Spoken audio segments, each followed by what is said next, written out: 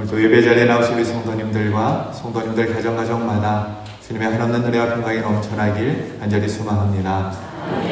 사도행전 16장은 바울이 바나바와 결별한 후에 신라와 함께 2차 전도 여행을 하는 모습을 그리고 있습니다. 그들이 빌립보에 이르러서 자주장사 루디아를 만나고 가정교회를 시작하는데 그것이 유럽의 첫 교회가 되는 것입니다. 선교 여행 중에 한 가지 문제가 발생을 했어요. 길을 가다가 귀신 들려 점을 치는 한 여종을 만나게 되는데 그 여종에게서 귀신을 쫓아내어 주었다는 이유로 그 주인들이 돈벌이를 더 이상 할 수 없게 되었다 분노하면서 바울과 신라를 잡아서 감옥에 가두는 일이 벌어진 것입니다. 로마인들이 바울과 신라를 옷을 벗기고 매질을 하고 고랑까지 채워서는 지하 아주 깊은 감옥에 쳐넣어버렸습니다. 바울과 신라의 입장이라면 지금 이 상황은 너무나 억울하고 어이가 없고 이해할 수 없는 상황이었습니다. 그들은 이곳 빌립보까지 오는데 엄청난 노력도 엄청난 고생도 하게 되었습니다. 시리아 안디옥에서 출발을 해서 길리기아를 지나서 가는데 하나님께서 남쪽 아시아 지방으로도 가지 말고 북쪽 비두니아 지방으로도 가지 말라 막으셨어요. 그래서 동방과 서방으로 나눈 다음에 동방의 끝자락 드로아 지방에 있을 때 하나님께서 마게도냐 환상을 보여주면서 유럽으로 건너가라 이렇게 명령을 하십니다. 그래서 바다를 건너 유럽으로 건너가라고 하셔서 지금 빌립보라는 지방까지 온 것입니다. 거리로 치면 1200km의 대장정을 바울과 신라가 해온 것이지. 하나님께서 선교를 보내오시고 어디 한 군데 정착하게 하시는 것이 아니라 계속해서 내모굴고 내모시다가 이 빌립보 지방까지 온 것입니다. 그런데 이렇게 힘들게 빌립보에 와서는 죄의 복음을 증거하고 다녔는데 감옥에 갇히게 된 것입니다. 나쁜 일 한 것도 아니고 요나처럼 하나님의 말씀에 불순종해서 간 것도 아닙니다. 가지 말라고 한 곳에 간 것도 아니라 하나님께서 마게도냐로 가라고 해서 지금 하나님이 원하시는 곳에 하나님께서 원하시는 일을 하고 있는데 또 누가 보더라도 그 사람에게 유익한 귀신을 쫓아내주는 일을 해 주었는데 결과는 두들겨 맞고 피투성이가 된 채 결박당하여 깊은 감옥에 갇히게 되었다라는 것이죠. 여러분이 만약 바울과 신라라면 어떤 마음이 드시겠습니까? 억울하지 않겠습니까? 하나님의 명령대로 순종해서 와서 지금 복음을 전하고 있는데 하나님이 원망스럽지 않겠습니까? 이 현실이 너무나 답답하고 분노가 치밀어 오르지 않겠습니까? 제가 만약에 바울과 신라라면 내가 이제껏 감옥에 갇히려고 이런 모진 고생을 당해야만 했는가? 하나님 도대체 이게 무엇입니까? 그렇게 따졌을 것만 같습니다. 그럼에도 불구하고 감옥에서의 바울과 신라의 행동이 더 이해할 수가 없습니다. 우리 25절 말씀 함께 봉독합시다. 한밤중에 바울과 신라가 기도하고 하나님을 찬송하며 죄수들이 듣더라. 아멘. 여기서 한밤중에는 이 원어로 보면 밤 12시를 의미합니다. 그러니까 낮에 귀신을 쫓아냈다가 붙잡히고 수없는 매를 맞아서 온몸에 피투성이가 되어서는 저녁쯤에 그들이 깊은 감옥에 갇히게 됩니다. 그렇게 넋이나간 채로 바닥에 쓰러져서 몇 시간을 지낸 것 같아요. 그리고는 한밤중에 그들이 정신을 차리게 되었습니다. 그런 상황에서 불평하였더라, 원망하였더라, 사람들에게 나는 죄가 없다고 하소연하였더라, 항변하였더라, 이것이 마땅한 일인 것 같은데 밤 12시 감옥 한복판에서 억울함의 한복판에서 그들이 취한 행동이 무엇이었는가 기도하고 하나님을 찬송하였다라고 말씀하고 있습니다. 바울과 신라가 빌립보 감옥에서 하나님을 찬송하고 있는 것입니다. 지금 이들의 상황은 도무지 찬양할 수 없는 상황 가운데 있었습니다. 찬양할 힘도 기운도 그들에게는 없습니다. 그럼에도 불구하고 하나님께 기도하고 하나님을 찬송했다라는 것이지. 그러면 그들은 그 순간에 무슨 기도를 하나님께 하고 있었던 것일까요?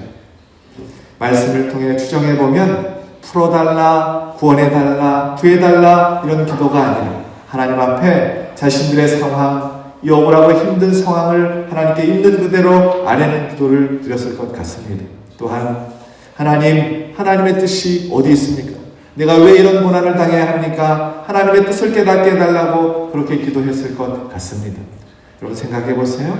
만약 그들의 기도가 단순히 이 억울한 감옥에서부터 벗어나게 해달라고 절규하고 기도하듯 찬양했더라면 하나님께서 지진으로 옥문을 열어주시고 쇠사슬을 풀어주셨을 때 그들이 앞뒤 가리지 않고 감옥에서 빠져나와야 했을 것입니다. 그러나 옥문이 열리고 쇠사슬이 풀렸음에도 불구하고 바울과 실라는 감옥을 벗어나지 않고 감옥 속에 그대로 여전히 있었습니다. 그들은 지금 풀어달라는 기도를 한 것이 아니라 하나님의 뜻을 구하는 기도를 하고 있었다라는 것이지. 하나님의 뜻에 대하여 신뢰하는 마음이 생기고 하나님의 인도하심에 대한 믿음의 확신이 생기면서 그들의 믿음의 기도가 찬양으로 바뀌기 시작한 것입니다. 그렇게 밤 12시에 기도와 찬송 소리가 감옥 한가득에 울려 퍼지고 있었습니다. 그리고 25절 마지막에 보면 다른 죄수들이 그 찬송 소리, 기도 소리를 듣고 있었다고 말씀하고 있어요. 왜냐하면 감옥 안에서 찬양할 사람은 아무도 없었기 때문입니다. 저 사람들은 하나님을 믿는 사람들이니까 당연히 하나님을 찬양하겠지, 이것이 아니라 아니 어떻게 이런 상황에 하나님을 찬송할 수가 있는가, 그렇게 반응을 하고 있다는 것입니다. 여러분, 만약 우리가 우리의 인생길에 빌립보 옥문과 같은 그런 갇힌 곳과 같은 사건이 벌어지면 우리는 그 순간에 찬양할 수 있겠습니까?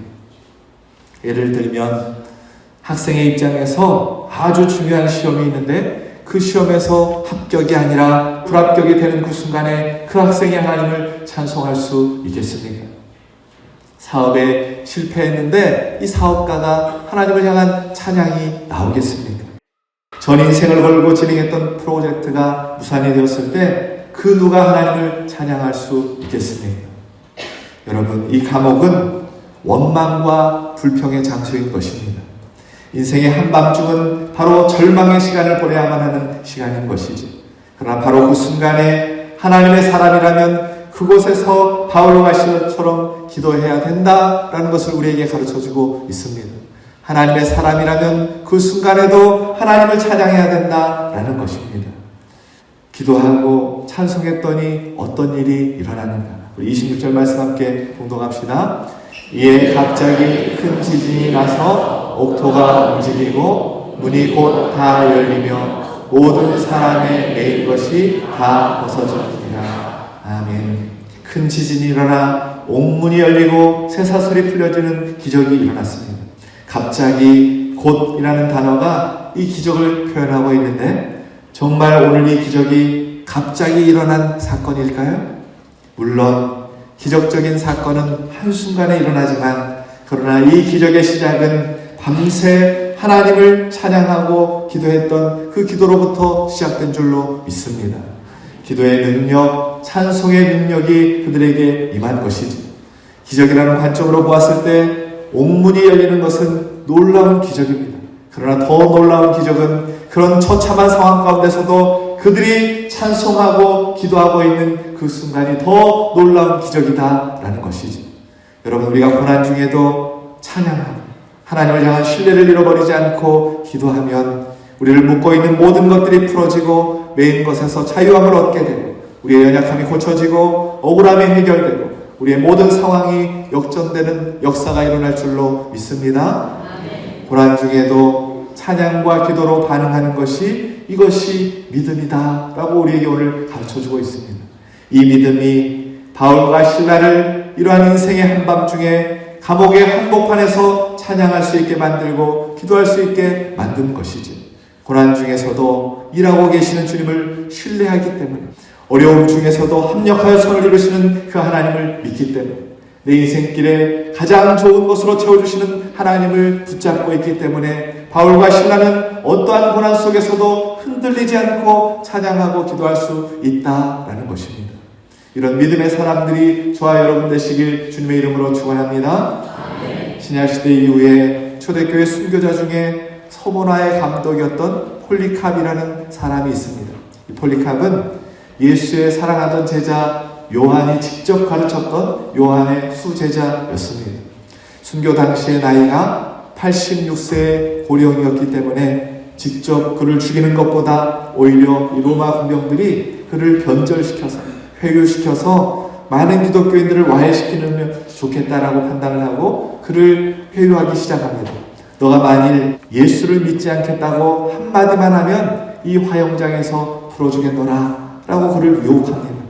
폴리캅은 회유하는 그들을 향해서 이렇게 이야기합니다. 지난 86년 동안 예수님은 한 번도 나를 모른다 부인하신 적이 없었다. 그리고 한결같은 사랑을 나에게 베풀어 주셨고 한 번도 나를 실망시킨 적이 없었다. 그런데 내가 지금 와서 어떻게 예수님을 모른다고 단 한 번이라도 부인할 수 있겠느냐. 이렇게 말하고는 그가 화영장에 스스로 순교를 당하러 들어갔다라고 고백을 하고 있습니다. 여러분, 폴리캅 교부에게만 주님이 그렇게 말씀하셨습니까? 저와 여러분은 어떻습니까? 인생길을 살아오는 동안 하나님이 단 한 번이라도 나를 모른다고 하신 적이 있으시고 나를 버리신 적이 있으셨습니까? 하나님이 날 한 번이라도 실망시킨 적이 있으셨습니까? 그런데 우리는 어떻습니까?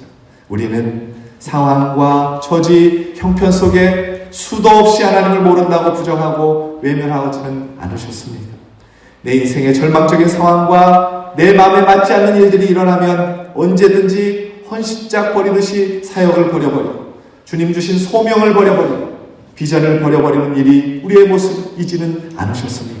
사랑하는 여러분, 이 고난은 하나님께서 나를 포기하고 버린 시간이 아니라 이 시간을 통해 하나님이 일하고 계시고 내가 하지 못하는 놀라운 역전의 일들이 벌어질 시간인 줄로 믿으실 수 있기를 소망합니다.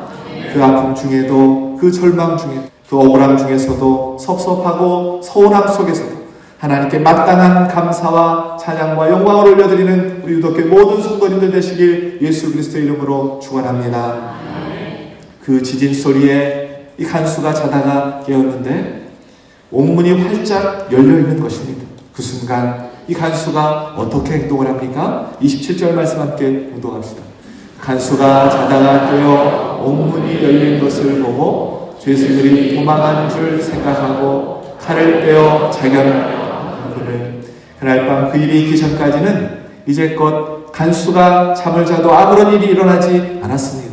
그런데 시끄러워서 깨어보니까 옥문이 열려 있었고 그 모습을 보자마자 망연자실에 순간 자살을 시도하려고 했다라는 것이죠. 그는 왜 자살을 생각하고 있는 것일까요?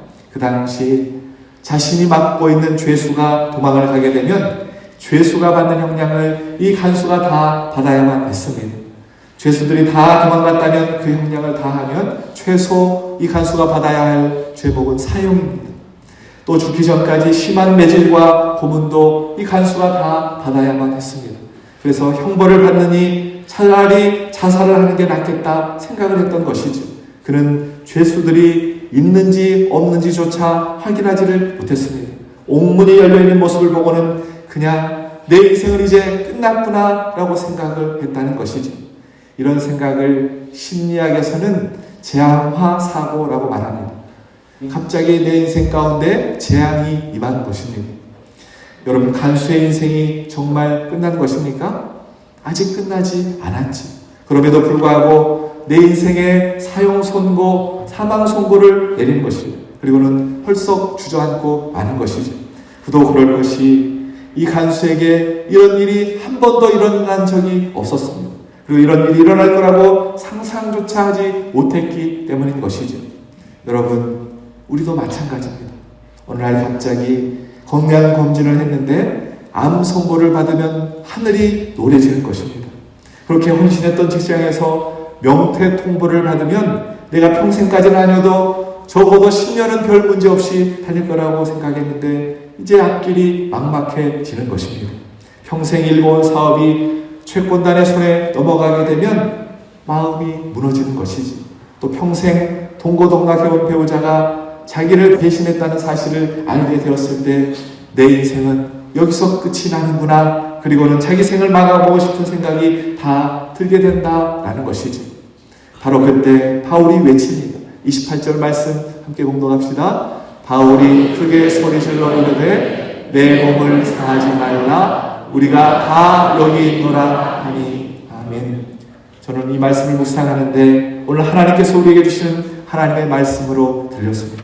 내가 감당할 수 없는 인생의 사건으로 인해서 깊은 절망에 빠진, 이것은 내 인생에 감당할 수 없는 재앙이기 때문에 복구할 수 없기 때문에 이제는 끝내야겠다, 그런 생각을 하고 있을 때 바로 그 순간에 바울의 입술을 통해서 하나님께서 우리에게 주시는 말씀은 내 몸을 상하게 하지 말라, 너의 마음을 상하게 하지 말라 하나님이 명령하신다라는 것입니다. 여러분, 사람들은 시련을 당하고 사업에 실패하거나 건강에 문제가 생기면 확 주저앉고 말게 됩니다. 확 주저앉는 순간 곡기를 끊고 음식을 끊어버리고 전화를 안 받고 사람들을 안 만나고 외진 곳에 박히고 골방에 갇혀서 생활을 하게 되는 것이지. 내 인생은 여기서 끝이 났구나. 많은 사람이 자기 몸을 상하게 하고 마음을 상하게 한다는 것이지. 그러나 바로 그때 우리 주님께서 명령하십니다. 절대로 그러한 상황 속에서도 내 몸을 상하게 하지 말아라, 내 마음을 상하게 하지 말아라. 주님이 이렇게 명령하신다는 것이죠. 왜 이런 명령을 하시는 것입니까? 왜냐하면 아직 희망이 있기 때문인 것입니다. 바울이 이렇게 이야기합니다. 우리가 다 여기 있노라. 옥문이 열려있지만 아무도 도망을 가지 않았다는 것이죠. 바울과 시라는 지금 하나님의 뜻을 기다리며 기도하고 있었던 것입니다. 오늘 감옥 안과 감옥 밖의 분위기가 완전히 다릅니다. 인생의 이런 절망의 상황이 펼쳐질 때 두 부류의 사람들이 정반대의 모습을 보여주고 있음을 우리에게 가르쳐줍니다. 옥문 안에 있는 사람은 기도하고 찬양하고 하나님의 구원을 경험합니다. 옥문 밖에 있는 사람은 갑자기 들이닥친 고난 때문에 죽음을 선택하려고 하고 있습니다. 옥문을 사이에 두고 안에 있는 사람에게는 희망이 있고 밖에 있는 사람에게는 아무런 희망이 없습니다. 여러분, 그 차이가 어디에 있을까요? 하나님이 있고 없고의 차이인 것이지. 마가복음 9장 26절 27절 말씀 함께 봉독합시다. 그 아이가 죽은 것 같이 되어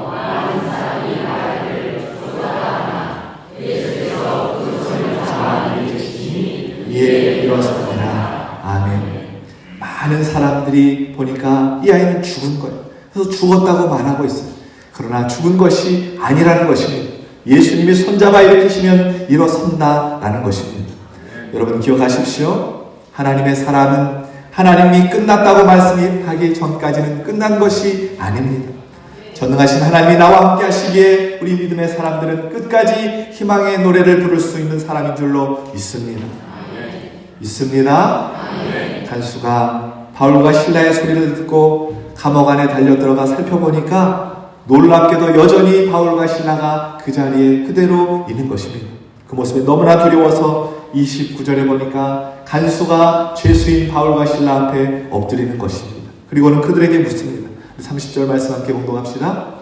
그들을 데리고 나가 이르되 선생들이여 내가 어떻게 하여야 구원을 받으리까 하거늘. 바울과 신라에게 선생님들 우리가 어떻게 하면 구원을 받을 수 있습니까? 이렇게 물었다는 것이죠.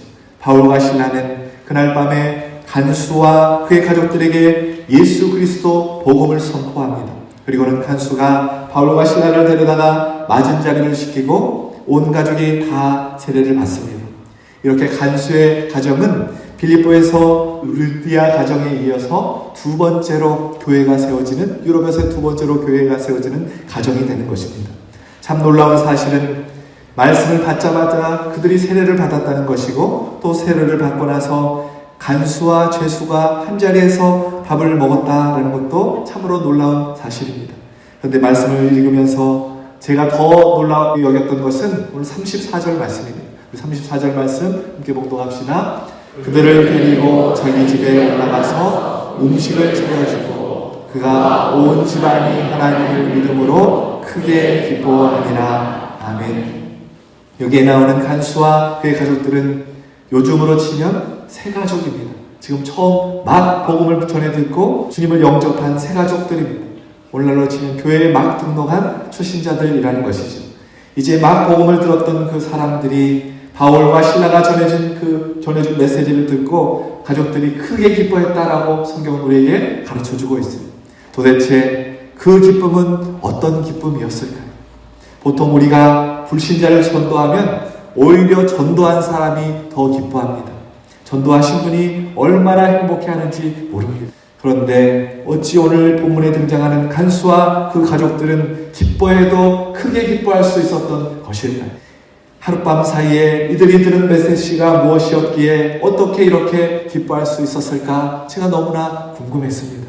이들이 들은 복음과 지금 우리가 듣고 있는 복음이 달랐기 때문일까요? 아니지. 다를 리가 없지요.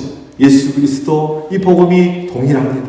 그런데 말씀을 읽는 중에 이들처럼 복음을 듣고 흥분하고 기뻐하는 모습이 어찌 나에게는 없는가 성령께서 물으시는 것만 같았습니다. 오늘 나는 복음 때문에 이들처럼 흥분된 기쁨이 언제 있었는가? 이것을 제게 물으셨어요. 사랑하는 여러분, 나를 변화시키지 못하는 복음은 복음이 아닙니다. 여러분은 복음이면 충분하십니까? 예수 그리스도 한 분이면 만족하실 수 있으십니까? 만족하시는 분이 몇 분이 안 되십니다. 여러분, 예수 믿는 사람은 복음에 만족해야 할 줄로 믿습니다. 예수님 한 분이면 충분합니다. 그렇게 고백해야 할 줄로 믿습니다. 간수와 그의 가족들 안에 이토록 강력한 역사가 일어났던 비밀이 무엇일까요? 말씀을 묵상하는데 성령께서 제게 깨닫게 해주셨습니다. 간수와 그의 가족들은 보았습니다. 누구를 보았냐면 복음이면 예수 그리스도 한 분이면 충분한 사람들을 눈앞에서 보았던 것입니다. 그들이 누구였냐? 바로 바울과 실라였습니다. 자신 같았으면 차라리 목숨을 끊어서라도 외면하고 싶은 그 암담한 현실 앞에서도 절망하지 않고 억울한 상황과 현실로 받아들이지 않고 찬송하고 기도하는 바울과 실라를 보고 이 간수가 이해가 안 되는 것입니다. 또 착고가 풀리고 옥문이 활짝 열렸다면 도망가야 할 사람들이 어찌 그 감옥 안에 그냥 있을 수 있는가? 자신들의 상식으로는 도저히 이해가 납득이 되지 않았다라는 것이지. 그래서 묻는 것입니다. 선생님들이여, 어떻게 하여야 우리가 구원을 얻으리까? 이 물음을 의역해서 해석해보면 나는 당신들이 받고 있는 고통을 내가 받는다고 생각하면 숨이 막혀 죽을 것 같은데 당신들은 그런 오진 고통을 전혀 고통으로 받고 있지 않으니 그 비밀이 무엇입니까? 그 즐거움이 어디에서 있습니까? 어떻게 찬송하고 기도할 수 있습니까? 이렇게 바울과 실라에게 물었던 것 같습니다. 그때 바울과 실라가 대답을 합니다. 우리가 잘 아는 말씀이죠. 31절 말씀 함께 봉독합시다. 이르되 주 예수를 믿으라. 그리하면 너와 내 집이 구원을 받으리라 하고. 아멘. 주 예수를 믿으라 라는 말은 예수 그리스도를 나의 주인으로 나의 구원자로 믿으라 라는 것입니다. 이 말씀을 한 문장으로 요약하면 구원은 예수님 한 분이면 충분합니다. 복음이면 충분합니다. 라는 말인 것입니다. 그렇게 간수는 복음이면 충분한 사람들을 눈앞에서 본 것이죠. 그것이 그를 그렇게 흥분하게 만들었고 그와 그의 가족들이 다 세례를 받게 그리고 그들이 크게 기뻐하게 만든 요인이었다라는 것이죠. 지금 우리는 소위 전도가 어렵다라는 시대 속에 살아가고 있습니다. 그런데 실상은 전도가 어려운 것이 아닙니다. 세상 사람들이 정말 보고 싶은 그리스도인들이 누구인가? 복음이면 충분한 사람들을 보고 싶어 한다는 것이지. 복음이면 충분한 사람들을 볼 수 없기에 전도가 어려운 것입니다. 전도 자체는 어려울 리가 없지. 가서 전하기만 하면 되는데 어려울 리가 없지. 우리가 예수 그리스도 한 분으로 충분한 사람이 되면 오히려 세상이 우리 앞에 와서 오늘 바울과 실라처럼 우리 앞에 다가와서 어떻게 하여야 구원을 받을 수 있습니까? 묻게 되는 것입니다. 예수님 한 분이면 충분한 저와 여러분을 통해서 이런 역사를 날마다 경험하며 살아갈 수 있기를 예수 그리스도의 이름으로 축원합니다. 35절에서 39절까지 말씀을 보면 간수와 그의 가족들이 세례를 받고 난 후에 바로 다음 날 이야기가 기록되어 있습니다. 어떻게 된 영문인지 바울과 실라를 석방하려고 합니다. 중죄인들을 감옥에서 무죄 방면한다는 것이 뭔가 석연치 않아 보이지만 아마도 지난밤에 있었던 일들을 부하들로부터 보고를 받았던 것입니다. 감옥에서도 찬송을 부르는 이 죄수들이 있었는데 이 사람들은 보통 사람이 아닌 것 같습니다. 그러니 빨리 풀어줘야 좋을 것 같습니다. 밤새 지진이 일어나고 옥문이 무너지고 쇠사슬이 풀어지는 일들이 일어났으니까 빨리 이 죄수들을 방면해야 할 것 같습니다. 이 보고를 들었던 것이지. 바울과 신라 앞에 이 간수들이 찾아와서 그렇게 말을 하니까 바울과 신라가 엉뚱한 이야기를 하는 것입니다. 나는 로마 시민권자다. 나를 죄도 정죄하지 않고 마음대로 옥에 가둘 때는 언제고 또 갑자기 나가라고 하는 것. 무슨 상황이냐? 책임자가 직접 찾아와서 나에게 말하라. 바울이 당당하게 그렇게 말을 하는 것입니다. 38절에 보니까 부하의 보고를 받은 이 상관들이 로마 사람이다 라는 말을 듣고는 오히려 벌벌 떨고 두려워했다라고 기록하고 있습니다. 여러분 보세요. 복음이면 충분한 사람들의 결말이 얼마나 멋집니까? 바울과 신라처럼 복음이면 충분한 사람들에게는 더 이상 두려울 것이 없는 것입니다. 그들은 캄캄한 지하 감옥에 갇혀서 무서운 매를 맞고 착고에 채워지는 것도 두렵지가 않았습니다. 오늘 죽을지 내일 죽을지 모르는 상황 속에서도 복음이면 충분하니까 두렵지가 않았습니다. 하지만 바울과 신라를 가뒀던 사람들은 한낱 로마 시민권이 무서워서 벌벌 떨며 두려워했다는 것이지. 그리고 그저 그들이 했던 이야기는 바울과 신라를 찾아와서는 죄송합니다. 빨리 이 성을 떠나주십시오. 이렇게 말했을 뿐이라는 것입니다. 통쾌하게 상황이 역전되고 있는 것입니다. 감옥에서 나온 바울과 신라가 40절 말씀해 보니까 다시 루디아의 집을 찾아갑니다. 그리고 했던 일이 무엇이냐면 형제들을 만나보고 위로하고 갔다는 거예요. 여러분 이상합니다. 우리의 상식으로는 누가 누구를 위로해야 하는 것입니까? 우리의 생각으로는 루디아의 집에 있었던 형제들이 바울과 신라를 향해서 얼마나 고생이 많았느냐, 두부라도 좀 사서 이것 좀 드시라고, 감옥에서 방금 나왔으니까 두부 좀 드시라고 하면서 바울과 신라를 위로해야지. 그런데 오히려 옥에 갇혔던 바울과 신라가 루디아의 집에 있는 형제들을 위로했다고 말씀하고 있습니다. 여러분, 복음이면 충분한 사람들, 그 사람들이 어떤 사람들인지 아십니까? 나를 위로해줄 사람을 찾아다니는 사람들이 아니라 바로 내가 위로해줄 사람들이 어디 있는가 찾아다니는 사람들이 복음이면 충분한 사람들이라는 것이지. 복음이면 충분한 사람들은 사소한 어려움이 있을 때 주변에서 누가 나를 좀 챙겨주면 좋겠다라고 생각하는 것이 아니라, 그런 도움을 받는 사람이 아니라 주변에 도움이 필요한 자들을 찾아가서 그들을 위로하고 도움을 주는 사람들이 바로 복음이면 충분한 사람, 예수 그리스도 한 분이면 충분한 사람들이라는 것을 우리에게 가르쳐주고 있습니다. 이 삶이 복음으로 결론된 사람들의 삶임을 바울과 신라가 보여주고 있는 것입니다. 그런 바울과 신라를 통해 간수와 온 집안 사람들이 예수님을 영접하고 그 구원의 기쁨을 크게 누리며 기뻐했다라는 것입니다. 바라옵기는 복음 때문에 기뻐해도 크게 기뻐할 수 있고, 복음 때문에 어떤 두려움도 이길 수 있고, 복음 때문에 어느 누구라도 위로해 줄 수 있는 사람이 우리 기독교 모든 성도님들 되시길 주님의 이름으로 축원합니다. 그리하여 5월 가정의 달에 복음이면 충분한, 예수 그리스도 한 분이면 충분한 나를 통해서 온 가족이 예수를 영접하고 그 구원의 기쁨을 모두가 다 누리게 되는 그 구원의 은총이 충만한 가정들이 되시길 예수 그리스도의 이름으로 축원합니다.